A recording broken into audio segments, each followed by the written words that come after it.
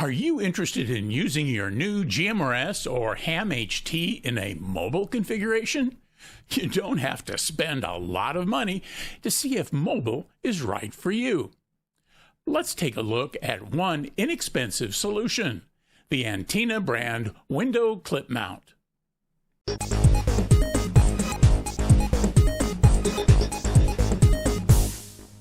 Nearly everyone who gets their brand new GMRS or ham license starts out with an HT. Budget class radios for both hams and GMRS can be had for about $30. One of the first things most new operators consider is using their radio in their vehicle. Using your HT in your car is certainly doable, but your range when transmitting from inside a big metal box is going to be seriously impacted. Installing an exterior antenna is almost a necessity. This, however, can turn into an expensive undertaking, easily doubling or tripling the cost of the radio itself. If you'd like an inexpensive, try it before you buy it type solution, stick around. Hi, and welcome to the Gadget Talk channel, where we do reviews and how-tos on a variety of electronic gadgets that catch my eye. If you find this video helpful, please give us a thumbs up and subscribe to the channel if you haven't already. I really appreciate it. About 2 years ago, I did a video called Going Mobile, where I gave an overview of what to consider when installing an antenna on your vehicle. I'll leave a link to that video in the description and in the end card to this video. All that info still applies, but a couple of things have happened since then that give you the opportunity to try an inexpensive alternative before you decide to invest in a quality mount and antenna, let alone purchase a mobile or mini-mobile radio. First is that HTs now often come with USB-C charging capability. And second is that cool little window antenna mount that's a snap to install. It's totally and quickly removable and is just the thing to let you try before you buy. As described in the Going Mobile video, I used a name brand antenna mount and dual band antenna on my Ford F-150. That set me back about $140 at the time. Since I'm still using that installation, it was a worthwhile investment. However, if you're undecided about using your radio in your car, let's talk about a cheaper solution to get started. The link in the description below will take you to a very cool little window mount that loops over the glass in your vehicle's door and comes with some lightweight coax to attach to your HT. This makes this device perfect for those wanting to dip their toe into the mobile ops, or for those who use a rental or company car, or the wife's car when she refuses to have a permanent antenna sticking out. Both ends of the mount have what are called SMA connectors, so you can use the antenna that came with your HT, or better yet, get an inexpensive flexible antenna that you can screw onto the mount itself. Now, don't expect this arrangement to perform as well as a lip-mounted base and quarter wave antenna setup or a magnet mount, but to just get a feel for mobile operations or for temporary use, you can do this for about $25. Let's take a look at the mount, how it works, and how to connect it to your HT. So let's take a look at the antenna mount here and explain some of these connector things that I'll be talking about and have probably mentioned already. So here's the mount itself. It just slips over the window in your car. The coax goes over the top. Here's the connector. And then there's about 10 feet of coax here that you can drape through your car's cabin and get it to the HT. Now, here, in this case, we see that we've got the connector, and let me zoom in here. So here's the connector, and you can see that It's got the threads on the outside and the little socket on the inside. And so that means it's going to need a male connector. And so here's the end of this 15-inch flexible antenna that I purchased. And if I can hold the end up here to the camera, you can see that it's got the plug or the peg in there. And so that's going to just fit right on top of here, and it screws on just very easily. And on this end, the SMA connector has the little swivel on the outside with the plug on the inside. And so that would be what goes into your radio. Now, this is where things can kind of get complicated. I've got a TID radio H8 right here, and you can see on the inside of that, it also has the little spike in there. And so this is not going to fit. And so this is where the gender changer comes in. In this case, we're going to use one of these that look like a barrel connector. It's got a socket here, a socket there, and then it's got the narrow inside. And so what we'll do is we'll just simply screw that into the top of the radio like this. And then this end of our connector from our window mount can go on top of that. And they just screw together like that. Now let's take this apart and look at a different radio for just a second. This is an ICOM ID50. In this case, the same thing will apply on the antenna mount side, but here this is going to work because this, as you can see, has got the narrow side with the socket in it, and so this can fit right on top of there, and it screws in the same way that the antenna does. Now, if you have this brand, and Yaesu's got the same kind of setup, you can use the little rubber ducky that came with the radio because it'll fit on top of this connector as well. And so now there really isn't anything extra to buy. But for many of us, we're using budget class radios, GMRS radios, and so forth. And so we're going to have to deal with that gender changer problem. Now, on the mount side, you have two choices. One, like I did, is you can get another antenna with a male connector on it, and they're inexpensive, or we can use another kind of gender changer, and that's this kind. This one is male to male, and you can see that it's got the little twisty shrouds around the end on both sides.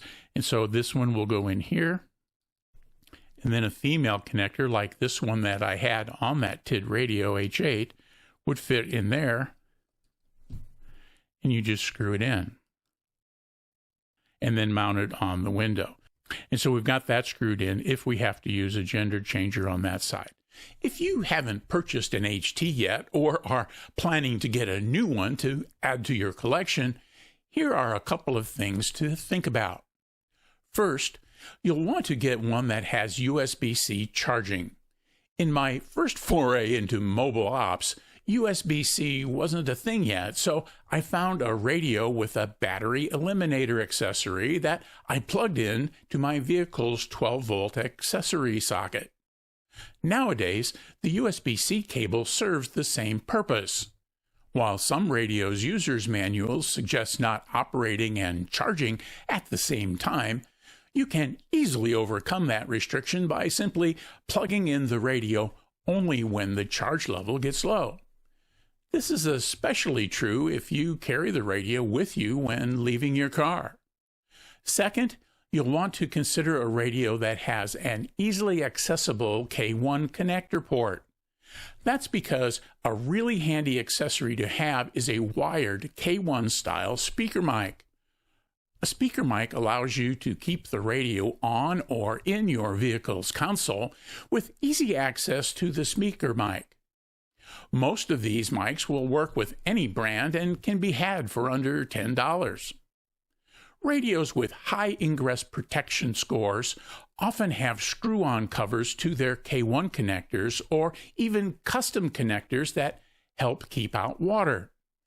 Using a speaker mic with one of these radios would be problematic in this application. Here's how simple this mount is to install. Can't get much easier than this. Okay, so here we've got the window down on the back of my truck. We're just going to put the mount right there. You can see the wire comes through the metal there. I've got a little 16-inch antenna that I got separately right there. So I'm just going to roll up the window.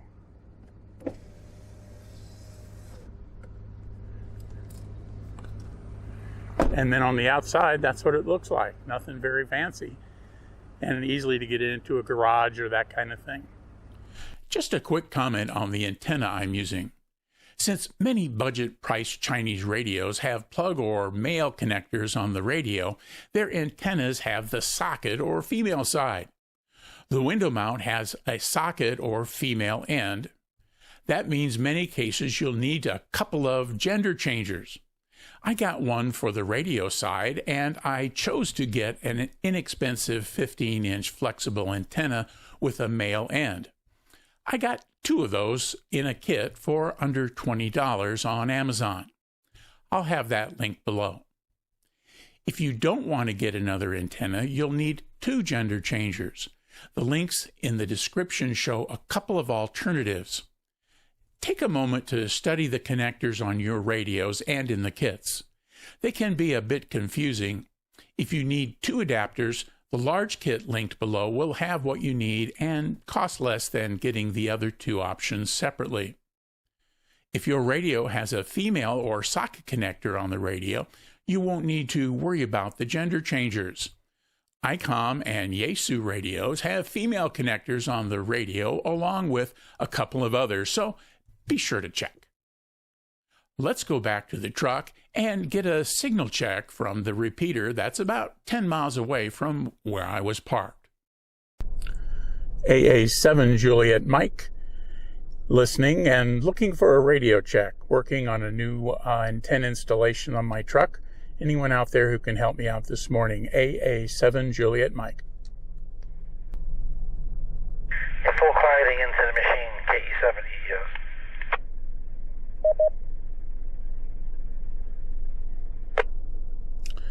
Thank you very much for taking a moment for that signal report. I appreciate it. AA7 Juliet Mike is clear. Thanks again. The last thing we'll look at is SWR.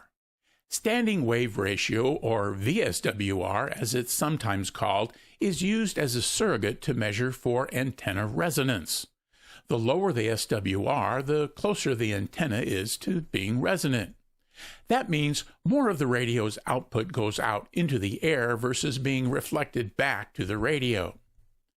SWR in inexpensive HTs is notoriously bad, so if we get an SWR below 2, I'll be happy. Let's take a look at the window mount and my new 15-inch antenna. I'm using consumer-grade test equipment, so take the results with a grain of salt. The other thing I noticed when doing these measures is that how the coax drapes through the cabin makes a difference in the total SWR reading. Okay, this is VHF.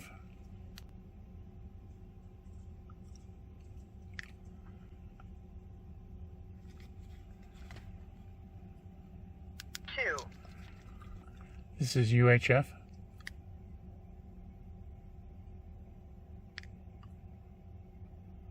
Well, there you have it. Since many of us are using our repeaters in suburban settings, you probably have repeaters within 10 to 20 miles. In this case, the repeaters we used were within that range and things worked pretty well. I was able to hit all the same repeaters using the window mount as I normally do using the HT alone. Just remember to note the SMA connector genders on the antenna mount and your HT. Again, most budget Chinese radios have SMA plug or male connectors on the radio. Of course, if you plan on investing in a better quality third-party antenna, instead of using the one that came with your radio, be sure to order one with a male connector. I'll leave a couple of links to some reasonable antenna alternatives in the description below, along with the mount and the SMA adapters. I hope you found this information helpful. If you did, please click the thumbs up button and subscribe to the Gadget Talk channel. Join me over here for more info in my Going Mobile video. Thanks for watching, and 73.